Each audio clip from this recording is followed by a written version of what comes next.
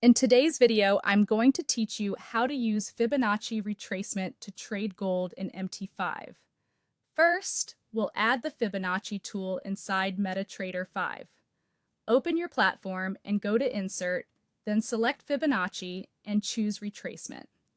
You can also click the Fibonacci icon on the toolbar if you have it visible. Once selected, your cursor will let you draw the retracement on the chart. If you want, you can right-click the tool after placing it and open its properties to make sure the standard levels are visible, such as 23.6, 38.2, 50, 61.8, and 78.6. These levels are commonly watched by traders and can help you quickly gauge potential pullback zones. Next, draw it correctly. This part is critical.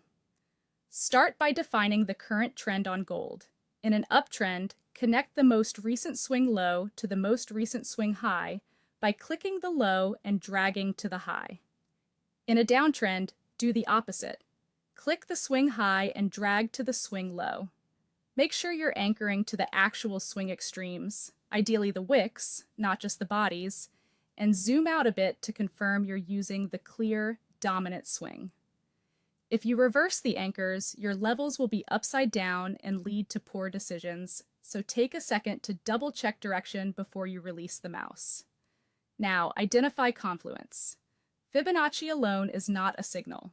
You're looking for overlap with established support and resistance zones, clean trend lines that connect multiple swing points, and the 50 and 200 EMAs to judge momentum and bias.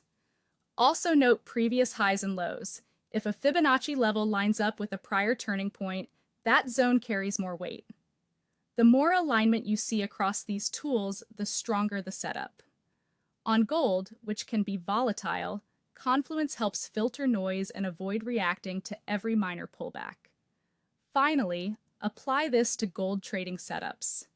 In a bullish market, confirm the uptrend, then draw from the swing low to the swing high. Watch how price responds as it pulls back into the Fibonacci levels. If a level overlaps with support, a rising trend line, or the 50 EMA, that area becomes a higher probability zone to look for buying opportunities. In a bearish market, confirm the downtrend, then draw from the swing high to the swing low. When price retraces upward into Fibonacci levels that align with resistance, a falling trend line, or the 50 EMA below the 200 EMA, you have a stronger area to look for selling opportunities. Stay patient, let price come to your levels, and always let confluence guide your decisions rather than relying on a single line.